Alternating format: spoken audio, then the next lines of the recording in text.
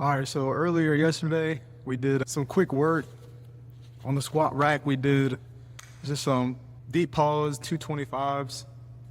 We did some single leg kettlebell work, offsetting the balance, taking care of the stability, single leg balance, single leg mobility, core strength, hip strength. Everything I preach every day in order to build the proper athletic body, the proper strong body to perform in athletics, not just to be macho man Randy Savage. So not big, huge muscles, but building the coordination, the skill, and the strength to be fast and effective on the field, on the track, in your craft. So we're back again, and we're going to work on plyometrics today. But earlier today, we hit the rack a little bit. Got some, like I said, some 225s done. Switch stance squats, some zombie squats, which is just a front squat, except you hold the bar across your neck. Not really much weight. Goes about 95 for some straight leg dead squats, 225 for the back squat, I think it was about 135 for the front. Did some pull-up variations. Always got to keep the shoulders and the arms in the back, core strong. We're gonna end this day with some plyometrics, and I'm really looking forward to it today. I haven't done plyometrics in a little while. Always refer to your coach or your training staff in regards to the frequency of plyometrics. You always want to make sure you time it properly. You don't want to be late in your season, or you just got done with a really heavy leg day and then go into plyometrics. You always want to be in tune with your training program, with your coach, with the full length of your training program for that season. Doing plyos in the wrong sequence is not recommended. So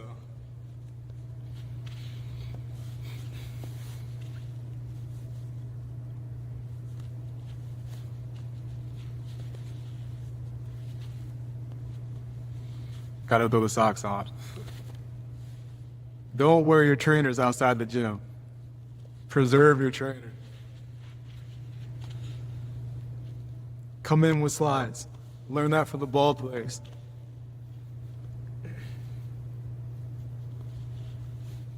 Anybody who walks into the gym with their basketball shoes on, you're not really hooping.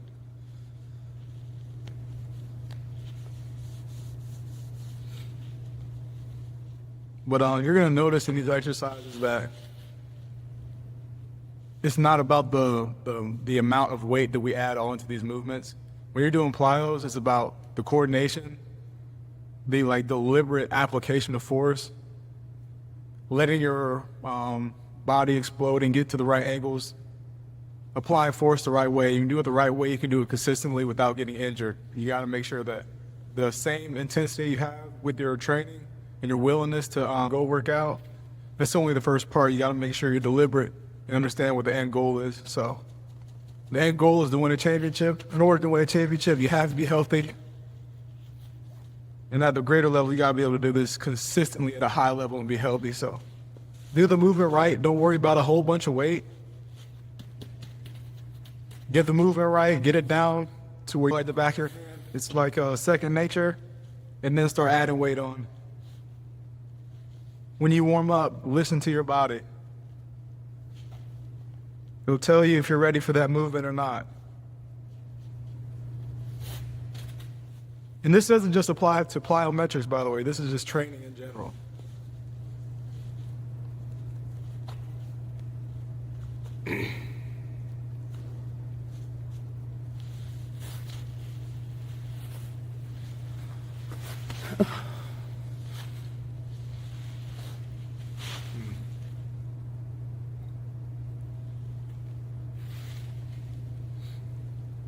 Open the hips was the 90-90s. Even before we do the warm-up, open the hips in 90-90s.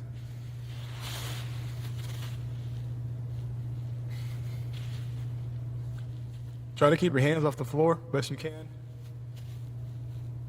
If you're not strong enough to do the 90-90s without the use of your hands, at least by keeping your hands on your legs and your knees, you're applying the force on your body instead of relying on the floor. You have to rely on your core.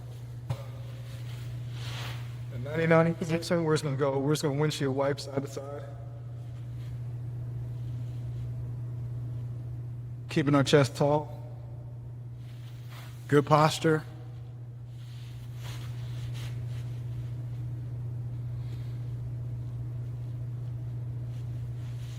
If for whatever reason you can't stand tall here, in a pure 90-90, you can come down to your elbow. If you can't stand tall on the elbow, then you come down to the floor. But always test yourself, see where you're at in your hip mobility. Even if you do have really open hips, open them up now before you get to plyos. You want all three joints opened up. The hip being the most important.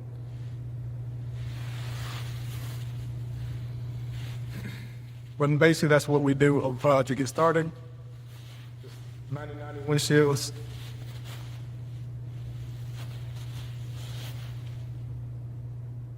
And then you get transition from your 90-90 straight into a figure four in which you open your hips up, stretch, and then you really get your glutes activated too. But from the 90-90, we're here.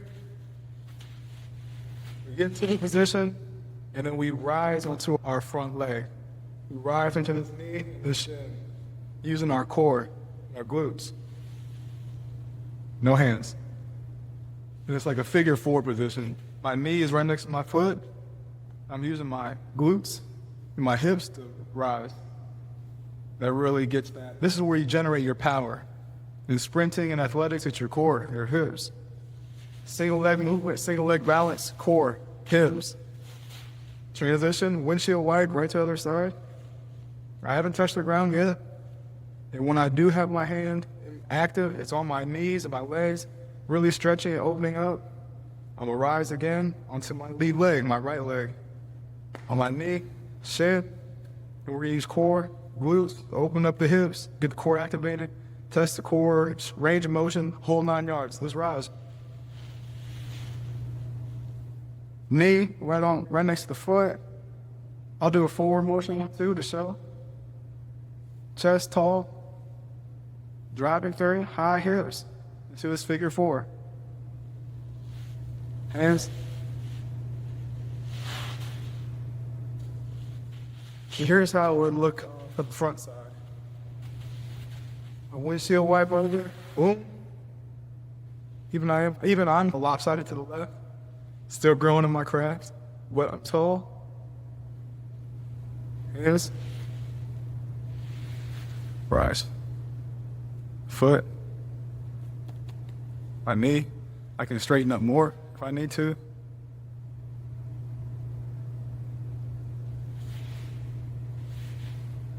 And my seat back down. Squat.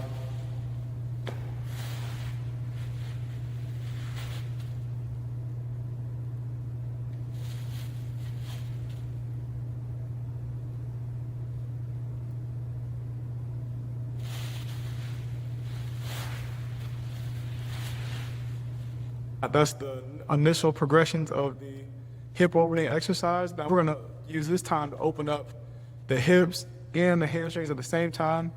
90-90, windshield wipe over, and then when we rise with the figure four, we're gonna extend our lead leg and then stretch the hamstring right from the glute. You're gonna feel it, it feels fantastic. But this is a great time to really tell your coaching staff, your trainer, where your kinks are, how it feels, left hamstring compared to your right. So before you even get to your dynamic stretches, you already have a good feel, you have good data of where your body's at today. Every athlete knows your body varies workout to workout, day to day. So it's super important to be in tune before you start training for the day, so you don't have unnecessary risk to injury. So, hey, 90, rise. And then when I'm here, I straighten my lead, and then I step through. And then when I step through, heel, and I just move my hip. I just hinge at the hip. I keep my back leg as 90 as I can, really stretching the hip flexor, really stretching my quad. This is a full body stretch. And then I'm hinging at the hip, keeping my posture. I'm feeling that all deep in my hamstring, all the way up to my glute. And if I want to stretch different parts of it, I can go off to the side of my foot. I feel that all close to my IT. But you're not lingering in the position. You're trying to, with the dynamic stretch, see on how your body feels. And of course, you can open the hips up too. Lean in when you open.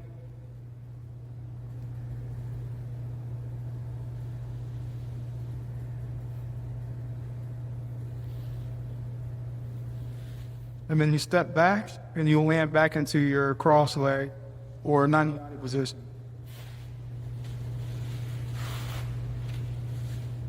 Right back. I know it seems like it's taking a long time. This is just the instruction.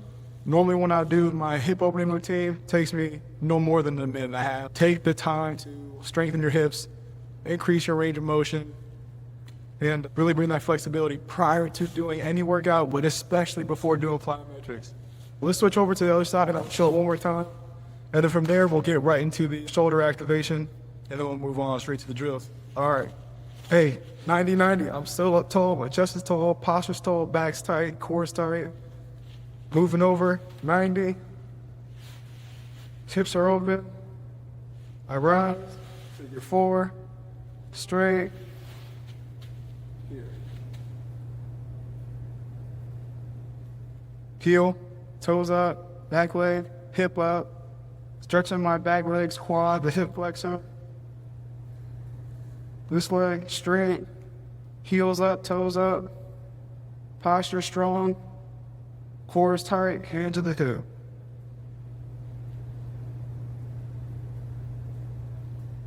Kick your butt out a little bit if you want to get a deeper one. Don't linger. Insist on urgency. Foot out to the side if you want to get a different feel. If you want to stretch a different groove. Play with it. Open your hips up. Balance on one leg and you lean into your foot. Step back into it. Oh.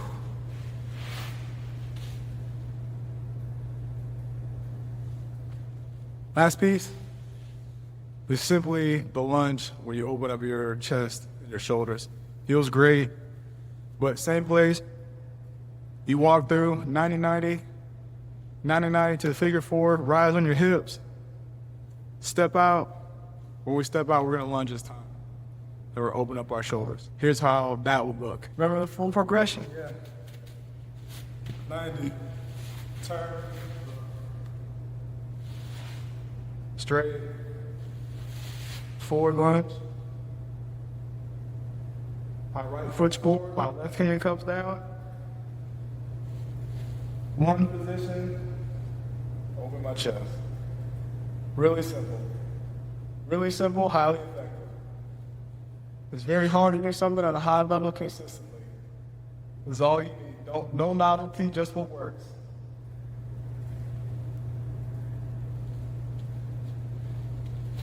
Step through. 90, over, up, out. Right here, right under me. Left leg's forward. Right hand comes down. Hold into a one. I'm really stretching my core, my glutes, and I open. You see this in any yoga class. This one of LeBron James that he did to stay away healthy for so long. Yoga. It's a great hip opening exercise before you start working out on it. Let's move to the drills, and then we're gonna get right into the workouts. We always have the drill before we get into plyos. Let's drill.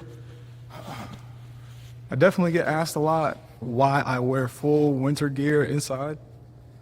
A lot of people who are already well within their athletic career or have experience, you all know, once I get cold during a workout, there's no bringing me back.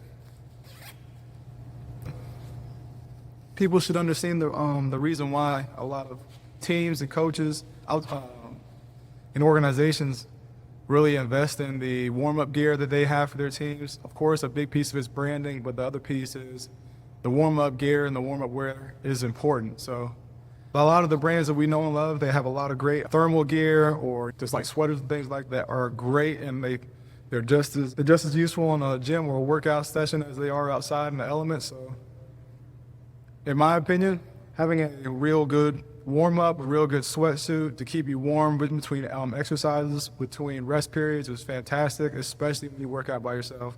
Staying motivated during the entire time can be challenging, so While you're fighting your demons in your head, stay warm on your body. But yeah, so this is the full fit. I always wear it just to make sure I stay warm, my body stays warm, my joints stay loose. When you're lifting, keep your body warm, keep your joints warmed up. So we're gonna get right to the drills though. Let's go. Let's go. Single leg hamstring stretch. Just hit the step out, hip hinge, and then sweep the ground. The range in which you sweep is not important, but the motion is. Assist on urgency, hinge at the hip. Your arms are rotating around like this axis right here. Step and take 2 steps and go in. Right now, good. Here with our first drill for our single leg hip hinge. Great balance exercise, great hamstring opener. Dynamic, don't linger in the position. Be urgent, but feel your body. Don't extend outside your range, just wake your body up. So we're gonna start here. Sit, go.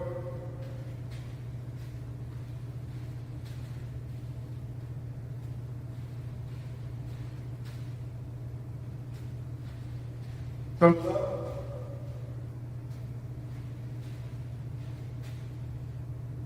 Unless we're going to do tabletops or airplanes, this will be the same cadence. We'll take a step into our movement. Keep our shoulders in line with our knees while we hinge at the hip. It'll be a single leg balance movement to where our thigh is just like a table. A tabletop or an airplane. Some people like to actually dive their hands to the ground to touch their toe. That's actually their pose. I would recommend not to do that only because it compromises the core stability. You want your core tight, back tight, right at the table. And if you get that angle right, you're still going to accomplish the hamstring stretch that you're looking for without diving into the foot. So instead of being here and going down, my body back over, I'm recommending what you do is close. Keep your core tight, back tight, hand at your hip, back leg straight and tight. And you're literally like a table or an airplane. For the tabletops, that's what I recommend. Keep your core tight, hands at the hip, don't bend over or turtle.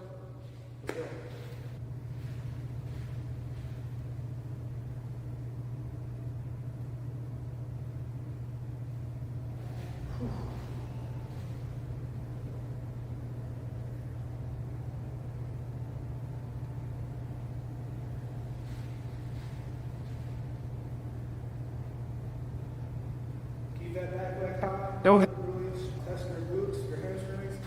Keep your heel up. Now, if you don't have that stability yet, strength for that progression yet, that's still fine. You can do this movement where it's like this. That's fine. But just know the angle is. Then grab my heel up, right? Have your glutes up. Focus straight leg. For your drills, don't do over 2. Get like a 10-meter space.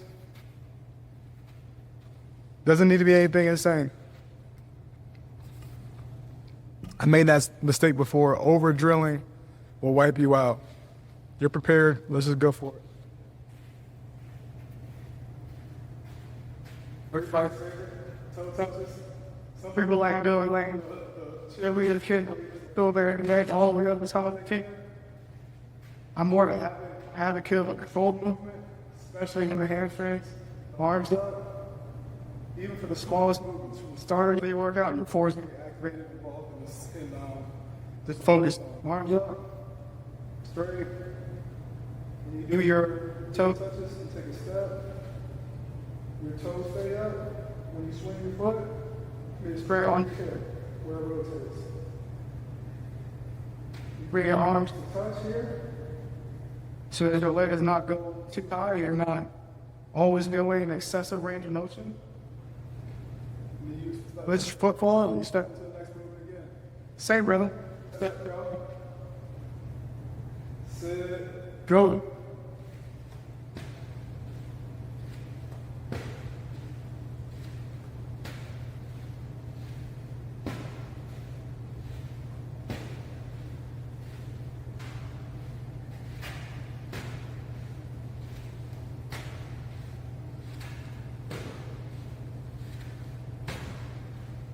There's a reason why we did that hamstring stretch on the third run. You do not want to open up with toe touches. I found in the past, for me personally, like when I had little hamstring problems and things of that nature after a heavy workload for the week or a heavy workload with the past 2 weeks, that when I do toe touches too soon, you feel it snapping and popping in places that you shouldn't. Knee hugs, straight forward. One thing I'm gonna add is just when you knee hug, make sure you have 2 ankle positions for your post leg. Have it straight down, but then also drive up. Drive up on your post leg to really get that blood flow in your ankle. Because you're getting ready to do plyometric drills. All right, knee hugs. Set, go.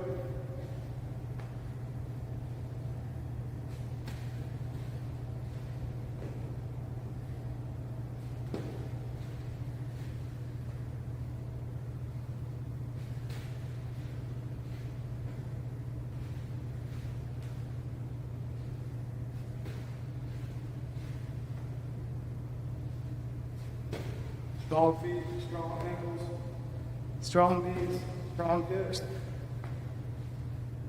Emphasis on small details, long range motion, doubles the details.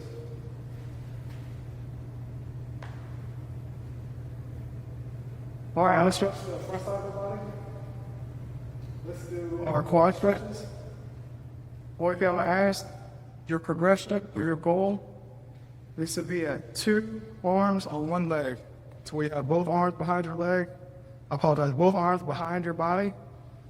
Post leg, really get that pressure on your quad. And then before you let go, pull your knee through so that this tension then comes to the front of your calf.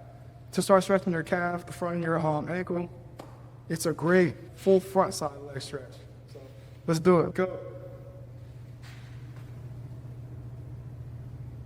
Chest tall, shoulders tall. Really stretching the quad. But then before I let it go, pull the knee through. Really stretch the front of the ankle, calf.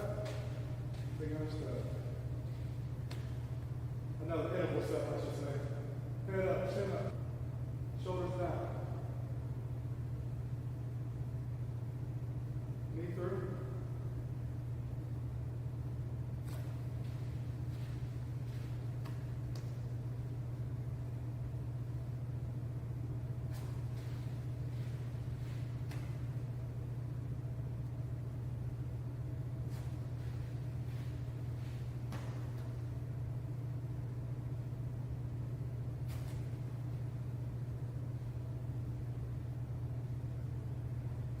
When I make my shoulders down, it's have your shoulders set.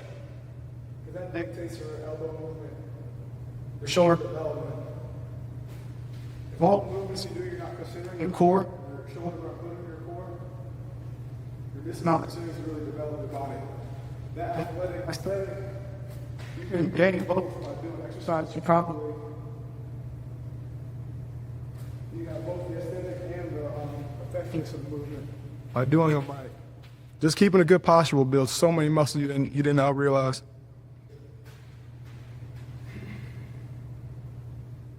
Now we're into our lunge. And that's just a simple core driven lunge routine. Arms up. We do both flat foot up to the ankle and toes when you come through. It's really deliberate. You're teaching your body the quality of proper force application. Doesn't matter if you're doing football, soccer, football, track and field, does not matter. If you can match these positions, you will be the best in every craft of those. Track, and you name it.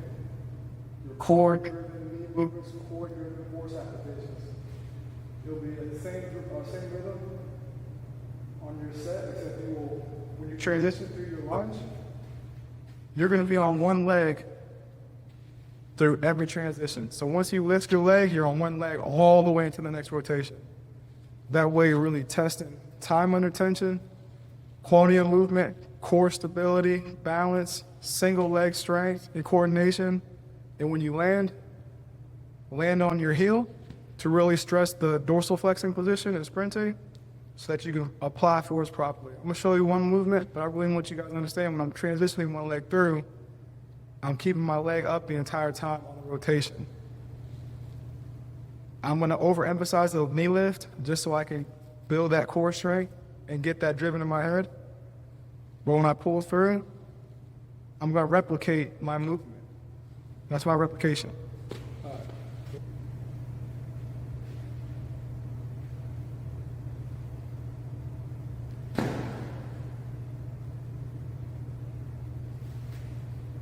See where I step? Walk out. In the very back. Twist off. One leg. Right through. Pull through. Where am I training? That side. You can't be fast if your leg is always lingering back here. So you want to be able to drive that knowledge, drive that movement right to your brain. Right through. I'm up tall. Hips open. Strengthening my hips, my core, my stability. And it's all for you. Nowhere in this. Step. Hurry up. Pull through. I'm up tall. Forward, man. I'm driving. When I'm sprinting. When I'm driving to the A-gap, I'm driving to the ball. Set.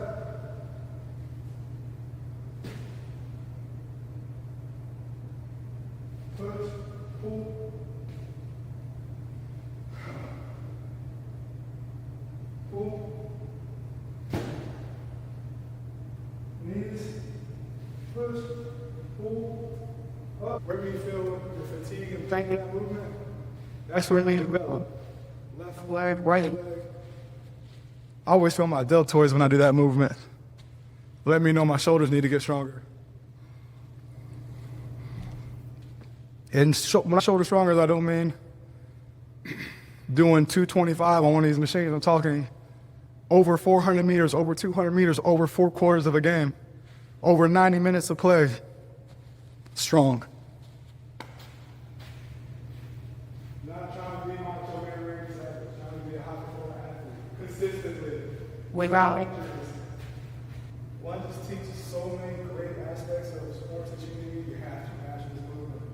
And this is not even mastery. We're still overhead lunges to do. Offset weight with bands, offset weight with kettlebell, lunge progressions. And it gets harder and harder as you add more weight. Because it's about focus instead of just brute strength. So we're going to master the base level of this progression so that we can be ready for the next set. We're not doing that today, we're doing final one, but either way.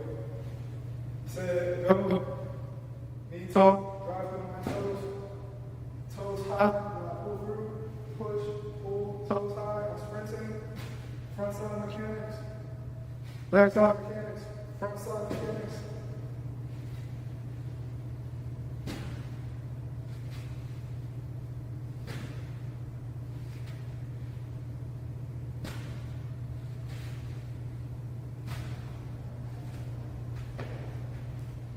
All right, so our stretch crease is now done.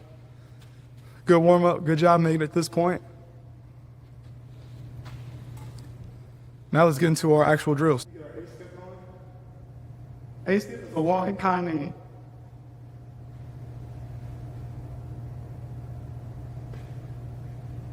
It's a walking kind of. That's all AC is.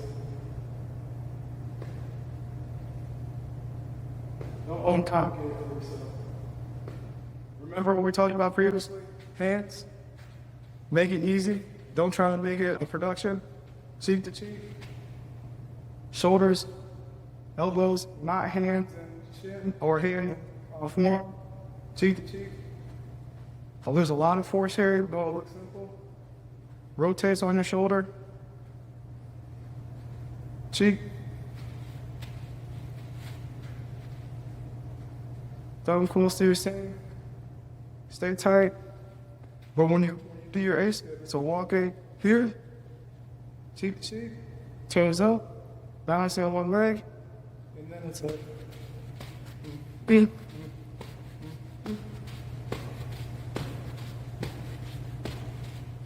Rhythm really does tell how to do this. From set, go.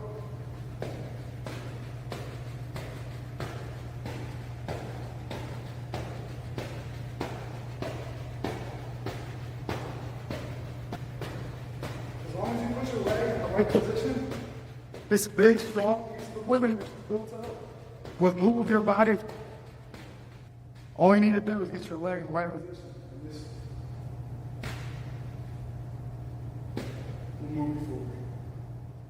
The rhythm does provide you a lot of keys on the proper way to do it. But in order to help you out a little bit more, what I normally focus on is keeping my toes up. And that way the rhythm, as long as my force application is right, my knees are in position when my toes are up. Toes up, stay in rhythm. And don't try to run through it. It's not about running, it's about applying, controlling force application.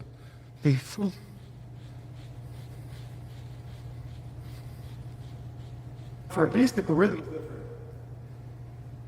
Two variations of the B-skips. You have a hurdle variation where it's more emphasis on the hip opening and hamstring extension to where your leg comes up to where it's almost your knee is hitting your chest and it comes out. And then there's a B-skip where it's more about practical sprinting on the field moves to where it's about force application during the cycle. The way you run fast is by not running fast. The way you run fast is by sprinting. How you sprint, you push and pull, keeping your feet toes high so that when your foot lands, it's a lot of force application forward. It's just about angles and force application. If you have a good rhythm, you'll go fast. The last piece of it, you have to be strong enough for your body to absorb that force and sustain it over a distance, over a game, over a time period, over 90 minutes, over 4 quarters, in the championship over time. In a 4x4 final, this is where this is at right here. So, not big muscle training, but real skill and real athletic training. Let's get into the B-skip. Snatch, force application. You control the force application. Don't fly through. Snatch, snatch, snatch.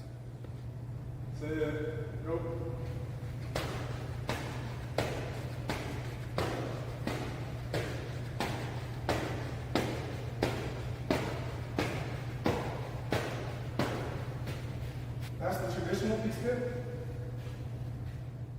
Notice again, force on. Just enough to keep it tall, keep it going. You can do it to where you're covering more distance. But it was more of a sprint. Set, go.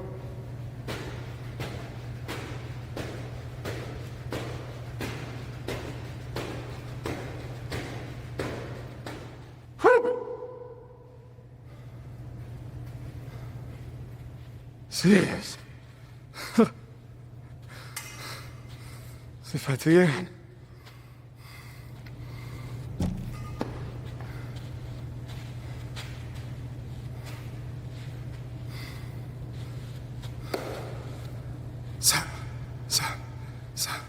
Just think of your feet. Remember riding a bicycle? Have your feet? That's all you're doing. That's all you're doing.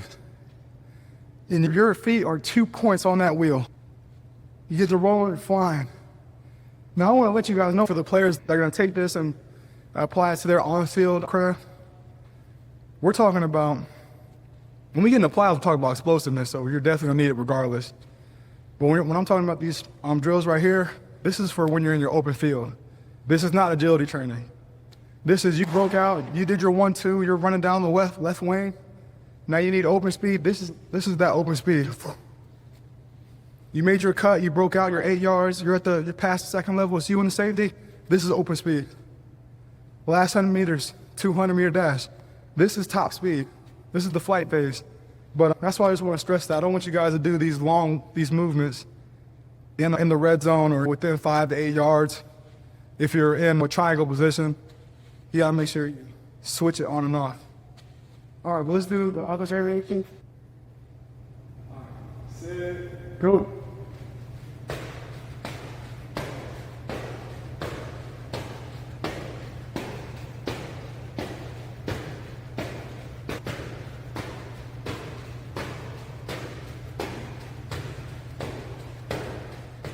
Some people find that variation obnoxious, but I find it useful. Just find what works best for you or where you're at in your career and what applies to you too.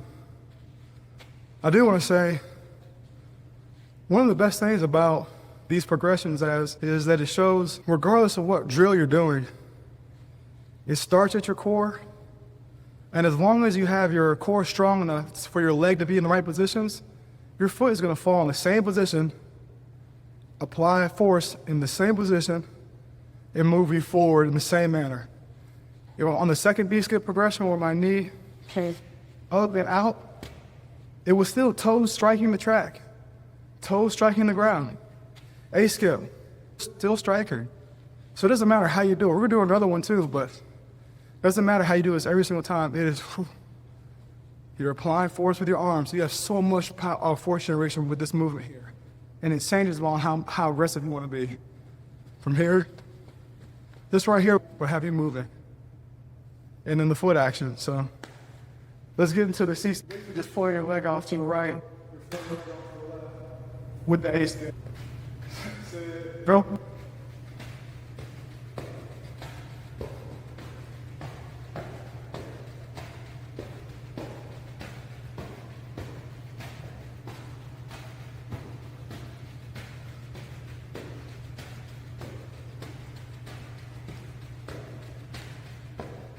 All right, now when we start getting ready for the plyos, get our ankles popped up. This movement, I'm simply going to keep my legs straight, not locked. You don't think you're ever put yourself in a risk of injury. Legs almost straight, and then I'm popping. It sounds like keeping my ankles applying force in rhythm with my arms. This is going to be our movement for the next few things that we do. Wiggle the nervous system, arms into our shoulders. See it? Go.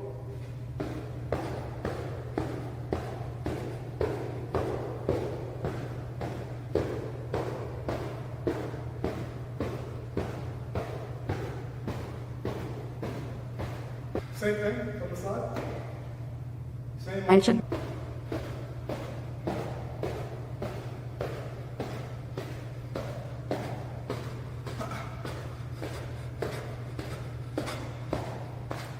We're gonna go back again. Go.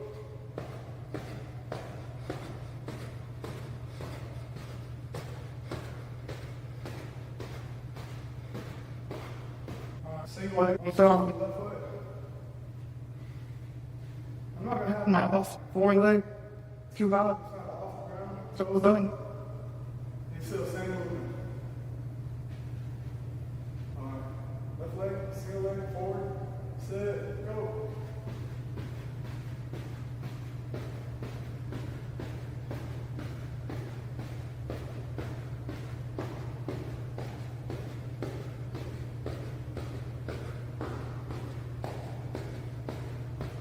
Right leg, sit, go.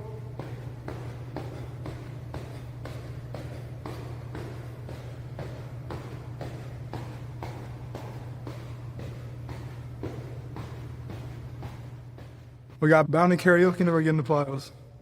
Bounding is just another testament to how strong your legs are when you don't even try to make them strong. It's just like in golf where you have your muscle head guys go out there and try to use their 225 pounds of strength to hit a ball.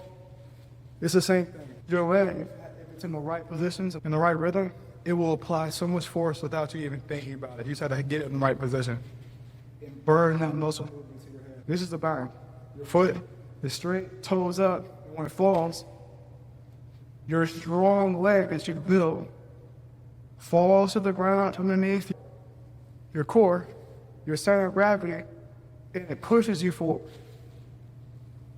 And so all you need to do with the bound is rely on your core, keep it tight, keep your leg rotating on your hip, and then you move forward due to the force application of your foot striking the ground. Boof, boof. And the bound can be done in so many different ways. The foot actually the same, but when the force application changes, the rhythm changes. So you can do it in so many different ways. You can do a chopping bound, where you're not applying much force. A long bound, where you're applying a bunch of force. The different methods are different force application. Different force application results in different rhythm. But either way, foot action is the same. And emphasis on core stability and single leg balance is still going to be the same. I can do a bound even in the same position.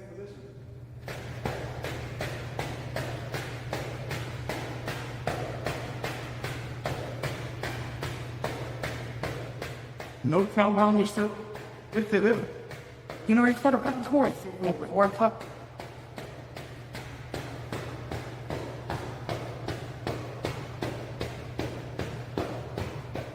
It's not very easy.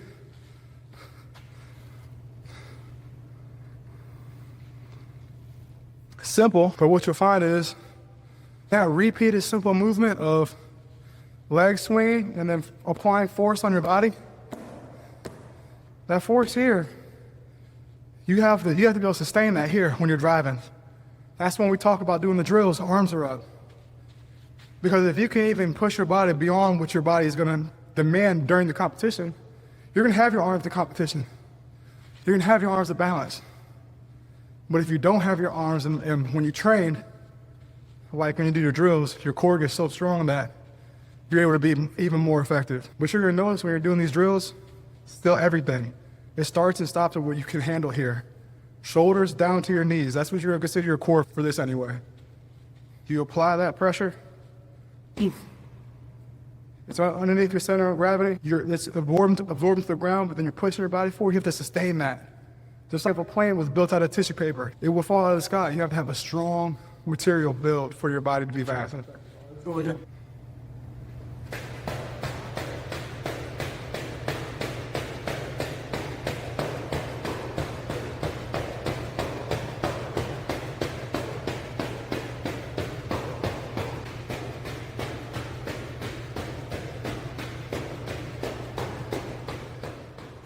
a.m. 4 a.m. now, so for all the gym goers getting here, we gotta get into the movement. I definitely gotta show you guys 2 more cycle drills, and then we'll get into the plyos.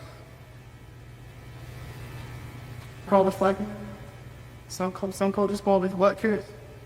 Regardless of the title, the key for this movement is backside mechanics. Everybody wants to have the picture perfect side frame, coming off the curb, knees high, and it looks good. But the reality is, all these photos are just aesthetically pleasing. That knee is there for a split second. It's about the push and pull. It's not about focusing on the angles. The angles in the knee position and the foot position, it's all a factor of being strong enough to maintain a consistent push-pull rhythm. That's it. If you just simplify it that way, you understand that. You need to get your foot up and back as fast as possible. The problem is when you get moving really quickly, or you even see it with gears too, like the point on a circle, there's always going to be a point in which your foot, when it comes through, is going to be at a far point behind you. When you don't want your foot looping, this is how you become slow. B, this is how you build bad posture. C, this is how you get injured really quickly in your season. When you allow your body to be so weak that your leg loops behind like this, you're not going to be fast, you're not going to be consistently effective, you're not going to do any kind of performance at the championship level. For a cycle or a butt kick, what's important is when you're flying and you're at top speed, your foot's going to fly off behind you. Now it's a matter of how strong is your core, how keen are your skills, and how in rhythm are you to get that leg through and back down. Because that split second photo they have where they're like, that's just a split second. They got there because they focused on the push and the pull. You got to get your foot through really quickly. It doesn't matter, again, what sport you're in. Name your sport, I guarantee you need to get fast. Let's go. Again, same little action, same angles. The four side, they take the rhythm. And I start.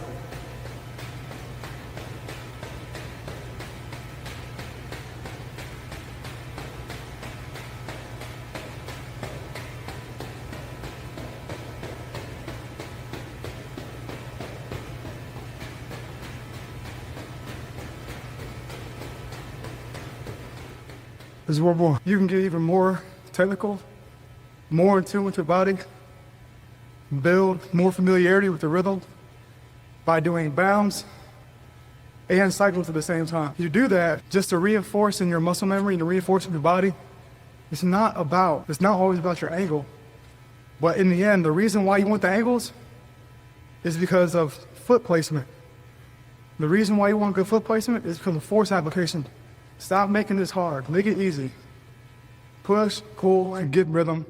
Be strong enough to be able to sustain that. Skill, strength, speed. That's it. Skill, strength, speed. That's it. You just gotta be strong enough to be able to do it. It's simple. It's simple. All right, let's go. So what I'm gonna do here, rally, and I'm gonna do 3 seconds with one leg. It'll be pull, bear, pull, bear, pull, bear. You set?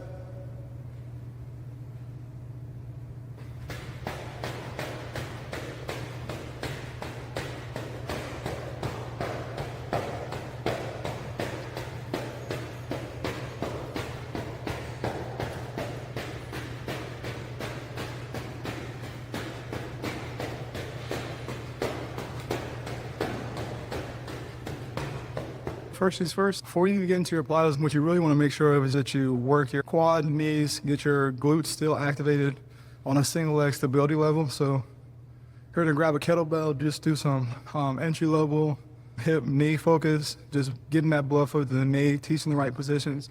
And then when we get through a couple of sets of that, we hit right into the single leg explosive drills with the med ball progression to match. Again, it's not about being macho man.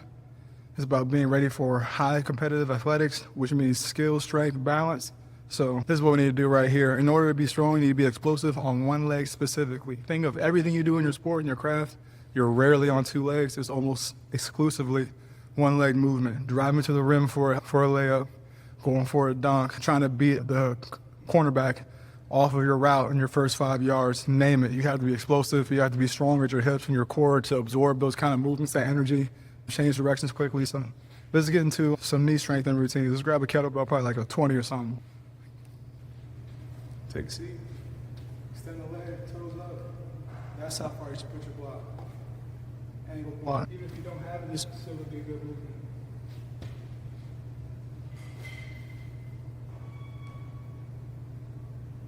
Posture tall, shoulder set.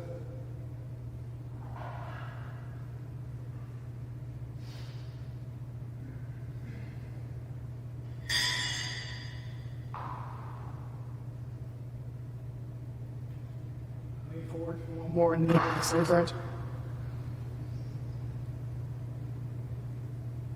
Your back leg is just there for support. Lift back.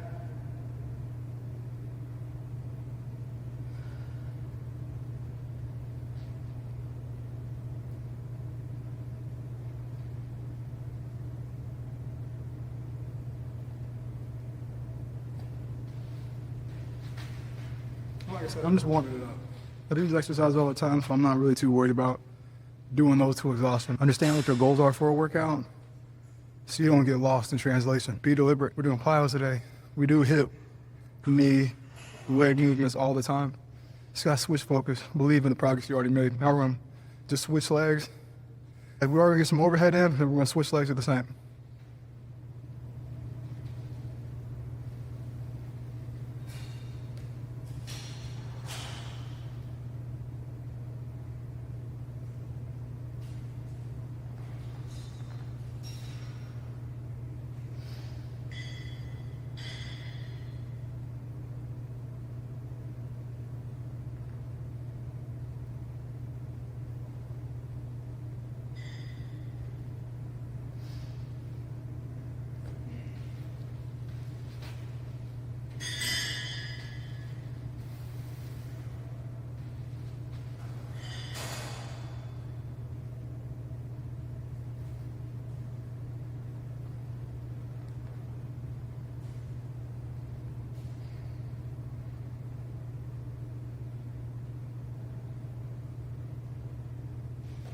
That's normally the biggest challenge with these movements, isn't it? The weight, with the focus.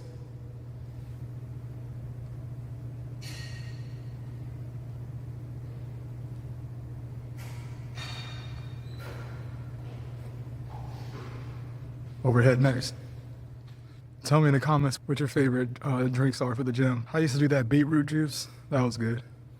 I should have just bought it again, but right now I just got water and coffee with 1 scoop of sugar. I gotta have some sugar when I'm at the gym.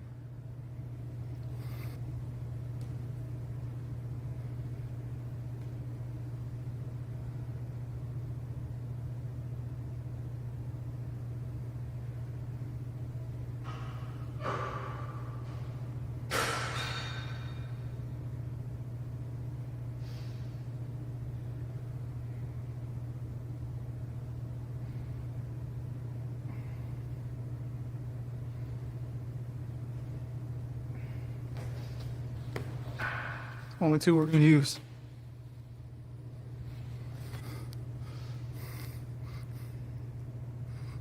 All right, so I want to give some quick guidelines before we just jump right into this. This is just a mentality check. The biggest thing that a lot of athletes need to adjust, and more so than anything physical, is their mental, their approach, their emotional intelligence. And this is one of those times, even though it sounds like I'm over-exaggerating, when you do specific training, whether it's something that your coach gives you, or it's something specific where you're plyometrics, you want to make sure that you leave the machismoism at home. It's not about how much weight you have. You're focused on continued, sustainable, consistent improvement, and that is going to get you to the top every single time. Yes, challenge yourself, but be deliberate. Because if you start your career being foolish, those injuries add up over time. It's death by paper cuts, a hamstring twinge here and a ankle twist there. You got to make sure you're actually taking care of things. When you're applying force the right ways and you're snapping and you're flexing your knees and your hips really quickly, doing that repetitively, that's going to really put wear and tear on it. So you need to do it the right way. So leave the machismoism at home. Focus on the movement and the angles. Focus on how you feel. If you do any of these movements and it hurts, or you have like a sharp like muscle joint pain, stop it. You should feel like a muscle fatigue. You should feel like a muscle burn for sure. But just make sure you're paying attention to that, being in tune with that, relaying that information to your coach, to your training staff. Hit that mark. There's a reason for it. For here, you keep a reasonable weight. It's not about the weight. It's about the angles. It's about the force application and the range of motion. So let's get into it. So for the first movement, what we're going to do, we are going to focus specifically on single leg explosiveness, on single leg coordination. And it's going to be a progression from a step in jump, a single leg step in jump, to a pause jump. Then we're going to add in weight to the full progression. So it will be a single leg full movement jump with a med ball, and then we'll move into a paused single leg jump with the med ball, and then finally a paused single leg jump with the med ball above our head, which is then gonna insist on all the movement being driven by and sustained by the core. And so that's the full progression. Single leg, explosive box jump. We're gonna do a movement where we're stepping in and providing ourselves that assistance with the arms, all the way up to a pause with weight. So let's get into the progressions. You're gonna notice for the entire time, it is about just the rhythm. Arms still cheek to cheek, and when I drive, it's a driving force, but it's still a rhythm. Pop, pop. And you'll see when we get into it, but I just really want to stress again, no macho man, skills, speed, strength. All right. Take a step. Small bend to allow the angle to gain that potential energy. And I'm going to explode up. And then notice again, we're seeing this movement. We started top to bottom from the very beginning of this workout to this moment right now. We're teaching the same angles, the same positions, the same things to focus on. My toes are up, my knees are high, I'm still insisting on my core. It's the same thing. I'm applying force the same exact way. This all builds into itself. So that's why you got to master this. This is the base for all high-level performance and speed development.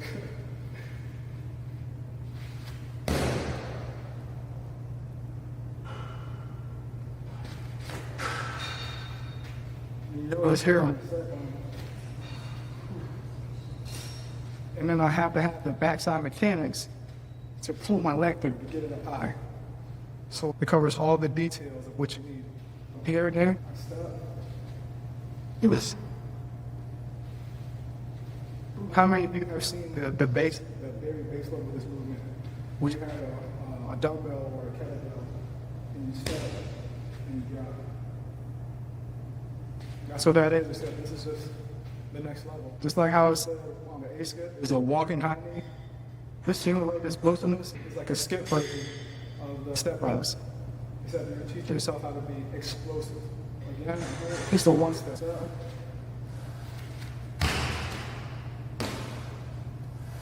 What I have challenged with in the end is when I spit, keeping my hips tall. Because from here, again, it's not just about coming out and saying, oh, I'm gonna do 3 sets of 10 and get to 30 reps. That's not how you grow in the sport. It's not how you grow in the craft.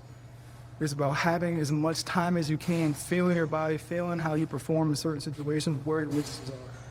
So when you do your jump, when you land your single leg explosive jump, it's so similar to everything else in your craft again for track and field. When you land that next leg, how are you still balanced? Can your body sustain that on your hips? Is your core strong enough? Are you even living? This is the same thing here. Whether it's football, you break off and you break off of a tackle or you break off some contact. You're gonna have contact. Contact after run, that's a metric. And you're off balance and you cut yourself again on that one leg. How are you gonna recover? That's that right there. When you jump and you land. Basketball, driving through the hoop off that contact, or you're changing rhythms, changing direction. That's that right there. Single leg, sticking it, getting that stability in an centered way. My other knee is still raised. It's balanced. I just landed from jumping from the floor off of one leg. It rotates through the mechanics. It all comes together. Come on. Come on. You got to see it. It's so simple. Push, pull, be in rhythm, be strong enough to handle it. This is how you do it right here. Come on.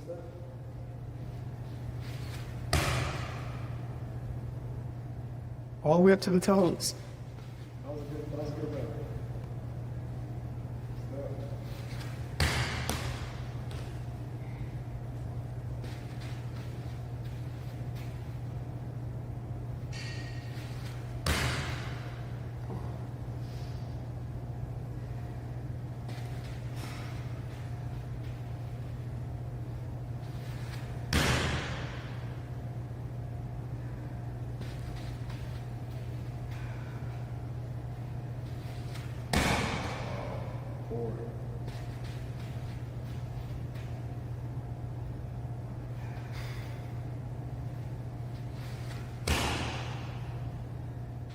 You're gonna really thank yourself from doing those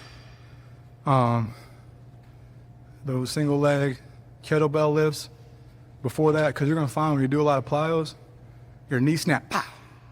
That quick, you gotta be able to get that timing right so you gotta control that movement, control chaos. If you just let your knee snap back, that strong leg you built, it'll touch your joint the wrong way. You have to be deliberate.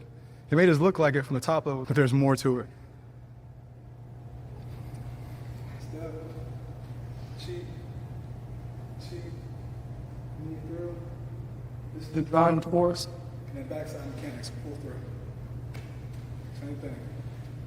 This is what athletes do. We're not meatheads, we're athletes with great openings, great opening rep.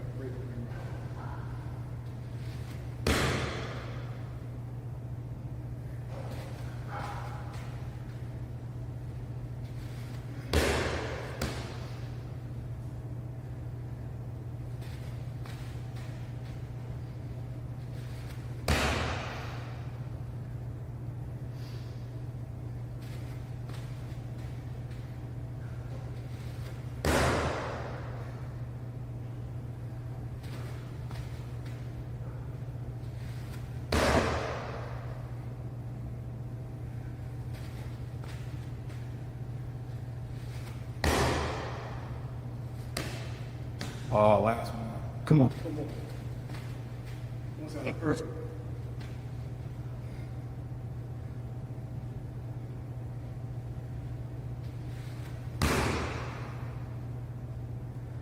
All right, finish level 1. Now let's add in the next part of the unweighted progression, pause with the arms. No step, standing right in front of it, straight vert, arms assist. From the arm assisted straight vert, we're gonna go to the overhead, no arm assist straight vert. And then from there, we'll start the whole thing over again by adding in a weight, a med ball to add in weight. And then that'll be the full progression. So the final form, pause, arms overhead, med ball, straight core driven. Yeah, let's get into it. But thank you for making it all the way through this so far. Stay with me, this is gonna make you better. And the thing is, if you're thinking, oh, this is taking forever, this is just the instruction. When you get in your mode, and I'm not walking through the whole thing, it doesn't take forever. It works your cardiovascular, and it really teaches you how to explode and apply force properly. So this does not take forever. I'm just explaining so much so you guys can have the proper details. All right, cool. Next one up, pause, arm assisted, let's go. No weight.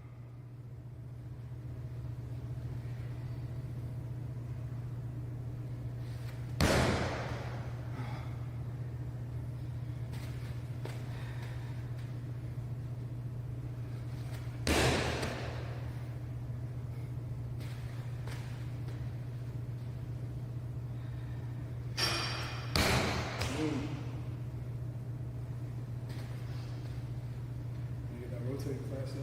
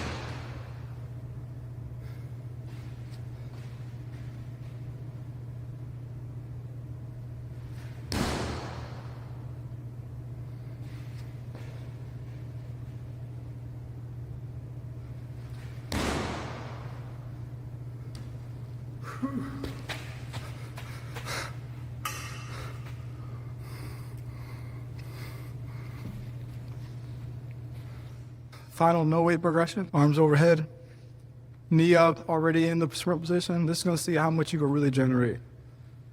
This is gonna train some real core strength, some real explosiveness.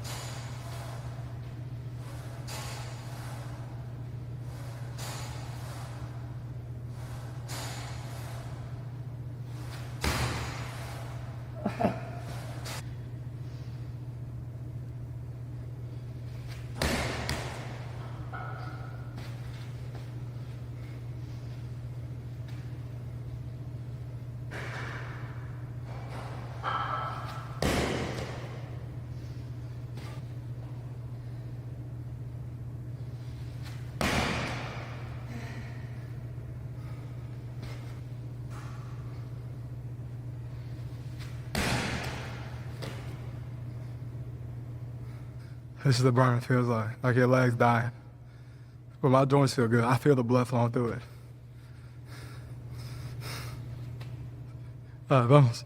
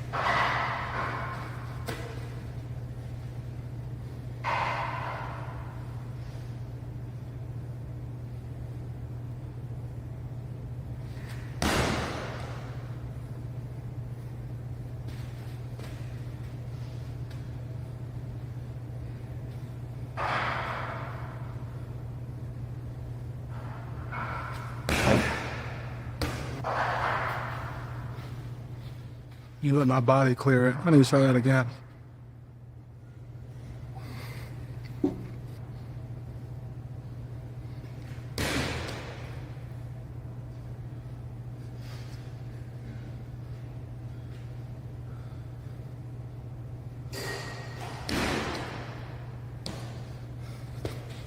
All right, it's out of the way then.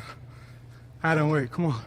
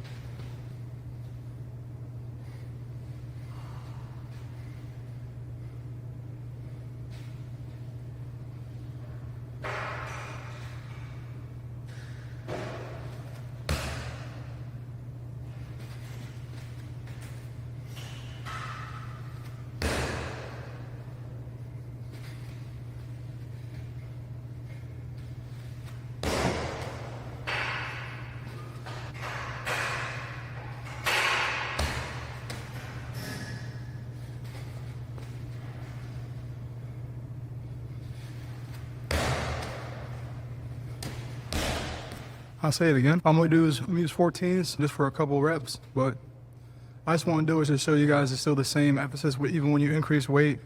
When you increase weight, that your like posture is breaking down, and not like in a challenging way. Like if you have moments where your posture breaks, it's fine. But if you're seeing consistently your posture is breaking down, the weight is too much for that movement.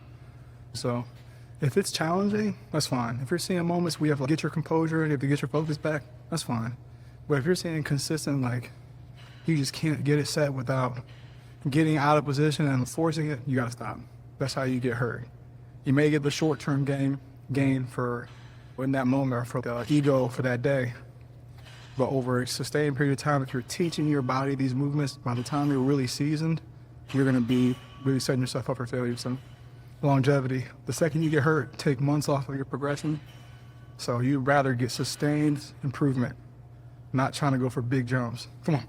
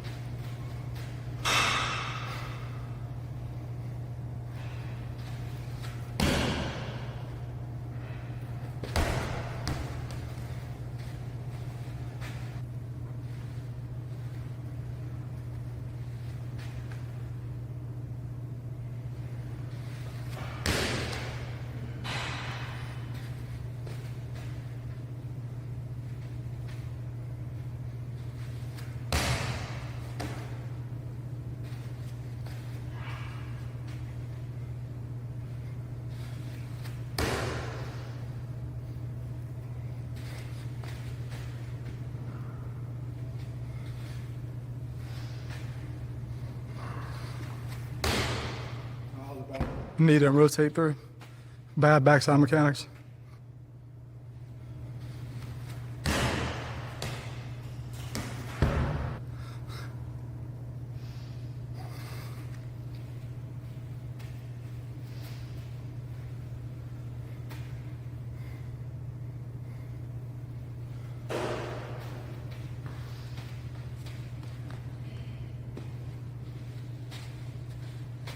I want to assist you. That's very good.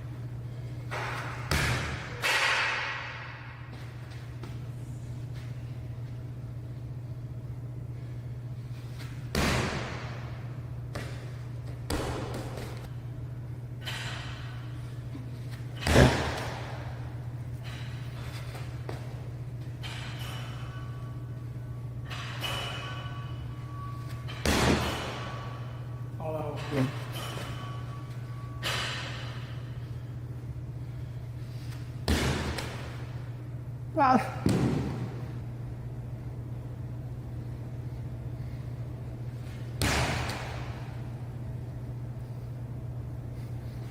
See how the ankle is unstable? Hey, that makes you like have to train your balance or stability. But also means you have to watch the weight. Be deliberate, but challenge yourself.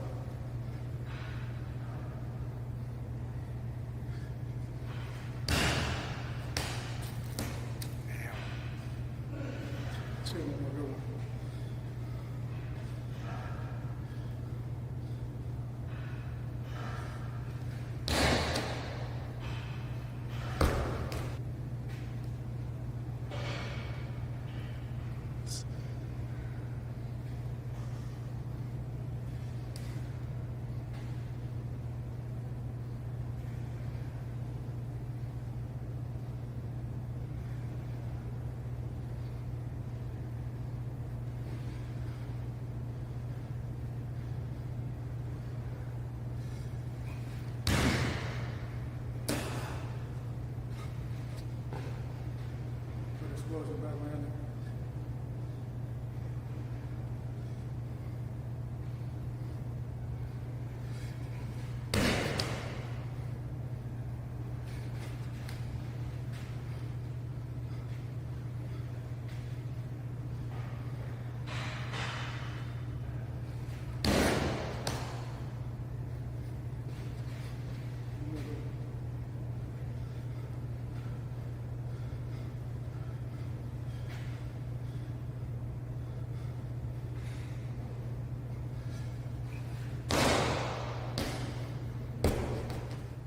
One more. And the thing is, I just want to make sure I get this off. If somebody says, oh, you didn't do frog jumps, oh, you didn't do anything double leg, you can go on YouTube everywhere and get double leg. Not here for that. You guys know that already. You're not going for a layup off a double leg. You're not catching the game on a touchdown double leg. You're not going to make the off-balance left boot shot on double leg. You're not going to win a 100-meter dash championship on the double leg. You're not going to win a wrestling championship with double leg. You can go online and look up how to squat, how to do a frog leap, how to do a double leg box jump. Tired, old, it works, you know how to do it. This is not what I'm here for. So off balance, building skill, speed, strength. This is how you do it through single leg development, the single leg stability, single leg balance. This is the hardest part. We're going to be stationary, straight vert, med ball overhead, just generating force only with our legs and our core. So this is the hardest part, especially on the landing piece. You're gonna see your hips land hard. It's like getting that hip back and tall is what makes it difficult. So when you notice me fail on these things too, it's not necessarily weight, but it's more so about focus, coordination, and balance. Because if you can apply, it's not that your legs aren't strong enough, your core isn't strong enough, it's just 8 pounds. But it's just the positions you're in, the different forces being applied to your body when you're in a single leg running position, when you're in an off balance position. It's levels. There's levels to athletic training. It's not just about going to the weight room and being a meathead. This is how you step up. This is how you take flight in your craft. Come on.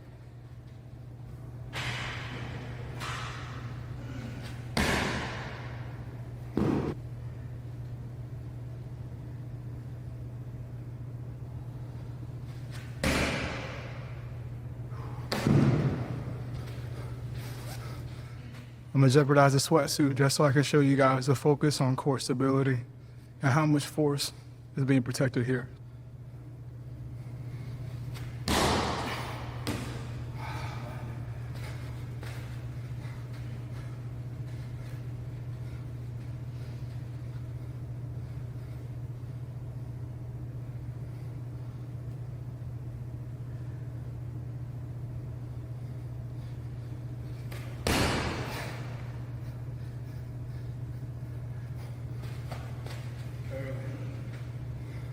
High exhale, rotate through.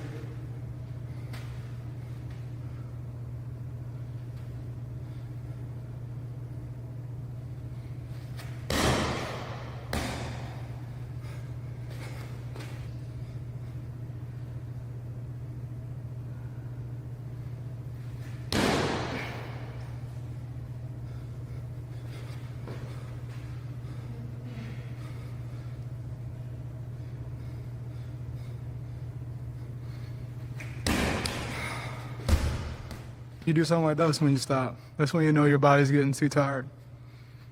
But good work though. Final piece, we're gonna do some jump lunges to really test the limits of the single leg strength, being able to generate force, rhythm, core, balance. We're gonna get it just right in here in this about 10-meter expanse. One we've already been working with, we're gonna use the 8-pound mid ball.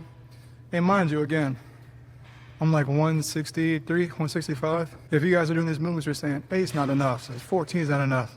This is just for me. You gotta get with your training staff, get with your coach, or get with me. I can teach you the right weight for you, but basically you gotta make sure you have the right weight involved so you're not using unnecessary force in the off-balance position. Let's get into the jump lunges, and then we're out of here. So for the initial progression, or for the initial piece of this, the base, it's just no weight, no med ball, and what you're gonna do is you're gonna do a standard lunge, just like doing a walking high knee with the A skip. It's the same thing. It's just a skip added to a lunge. You're gonna use your arms in this movement. The absolute advanced is when you're able to keep your arms above you while you're doing the lunge jump. We're not there yet. But we're gonna start with just in rhythm, cheek to cheek, lunge progressions. And when you're jumping down, you're landing, making sure you're snapping your feet up, bringing your feet through so you're not just exaggerating the floating movement, but actually the action of the push-pull. So this is definitely the movement you wanna master, not just know or you're just able to do, you wanna be able to master this. The only way that you're not gonna find the effectiveness here is if you're not in condition, not in shape. It's a highly valuable movement with all valuable things that come with the cost, and that's, you need to have the strength to be able to sustain it. So let's hop right into it. This is a jump lunge, just another plyometric routine that's stressing single leg, balance, force generation, and application with the rhythm, same foot action. So let's go. And the final piece of this is we're gonna use the 8-pound med ball. But since we got through this and we already did our first single leg jumps with the box, we're gonna do a down and back, and that'll probably be the end of it. For plyometrics, it's more about the quality, not the quantity, because you're gonna do so many movements when you get into a plyometric training day. Most of the times when you do training like plyos, you may do a 2 a day, wake up in the morning, hit the weight room, get your strength training in, and then be done, let your legs rest. If it's like a light day, you're not hitting maxes or 2 to 3 reps, but you're actually hitting like medium reps, some good training weight. Then you go on later in the evening, later that afternoon, you come back, get some plyometric work in. That'd be like a good skill training day, not just beating it up in the gym and going out to your training and doing high volumes, but depending on your training schedule. But that's normally how I do it. Weights in the morning, weight training, not nothing too heavy. You don't want your legs to be fatigued or off balance when you come into some of these skills, plyometrics. Then later that evening, after you rested, ate, probably done some uni, then you get to your plyometric or skill training. But here we're gonna get this done. I showed what I wanted to show for the core stability or the core involvement with the single leg overhead, the straight vert. But when you have your sweatsuit on, you take it off, you get cold quick. So to finish this off, I'm gonna finish this off warm. Don't want to get cold in the workout. That's how you get hurt. Come on.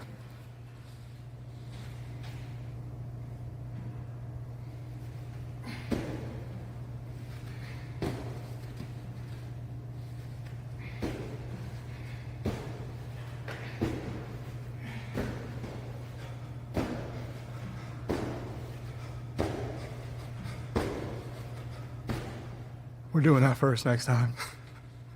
But no, seriously, that was challenging. But the main thing is, this is where it counts right here. Plyometrics will have you burnt like this off of a workout this short. But the main thing I want to say is, you want to be careful in these moments when you feel your body slow and lethargic. Because you do want to challenge yourself and push the button, but you don't want to hurt yourself. I'm going to do one more down and back with no weight. And then I'm just going to show how to do it with a leg ball. But I'm going to do many reps. We had a great workout earlier. Yesterday now, because it was yesterday about this time, 3 a.m. Well, literally yesterday, yeah. But we had a workout, front squat, back squat, split squat, pull-ups, straight leg deadlift, military shoulder press, the whole 9 yards, core, single leg movement and strength. Now we're here doing plyos. So let's finish this off. This has actually been a great couple of days of exercise.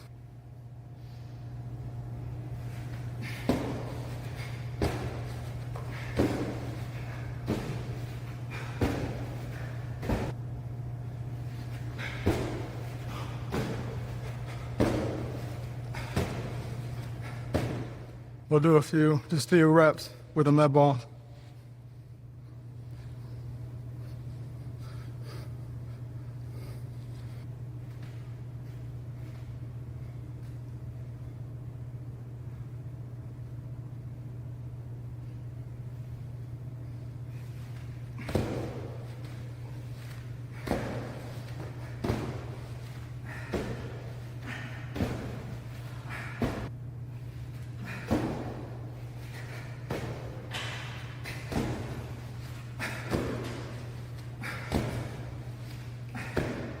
team, I really want to say thank you very much for being here for the entire workout. Really show dedication to the goals you have for your craft, for your sport.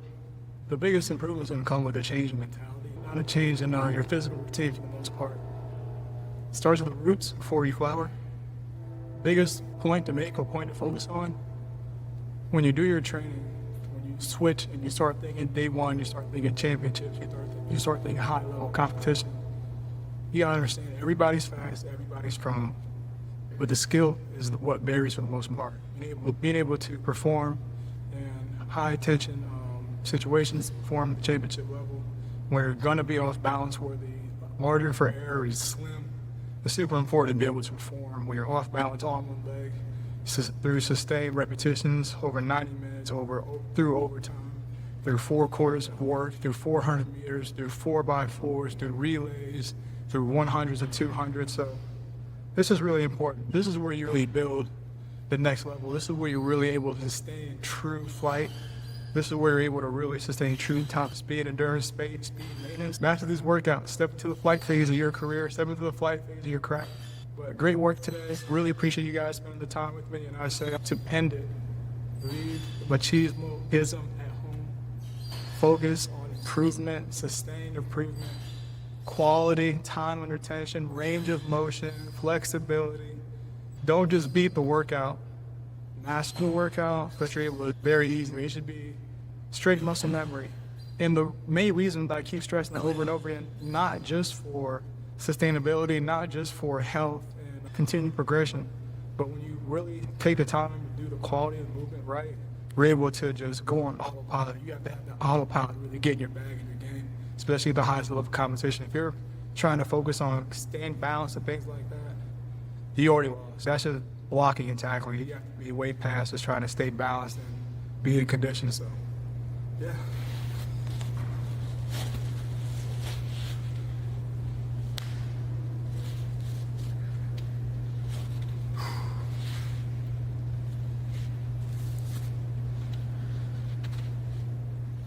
Real athletes do not wear their trainers outside the gym.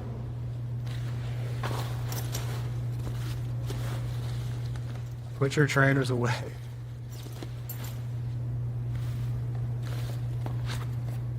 Amazon, if your gym doesn't have it, which I bet your gym has it, angle block.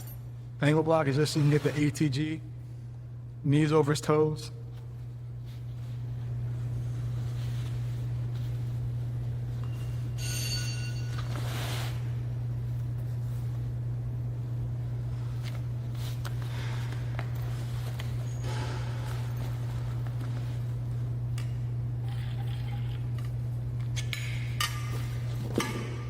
All right, team. Ready. All right, hey, thank you guys again. Great work today. Join me for another workout. These exercises will take you to the flight phase, the top speed of your career. So really want you guys to master these things. I'm giving away for free because I feel like it's really valuable. Sign up for the new training programs that I'll be dropping. I have a link to a waiting list and up for my upcoming training programs. They're one-on-one, and so I can really help you achieve faster results and improve your athletic performance. So if you're struggling with your athletic performance, if you're struggling with your strength, with your skill, with your focus during training, and you really want to take it to the next level, if you really want to get into your flight phase, get in your fastest phase of your career, let me know, sign up for the wait list, and I can get you on the line for our one-on-one training programs. I also have a course dropping if you guys would like more accessibility to have all these workouts at your fingertips. So really appreciate it again. The links in the description, and all right, let's go.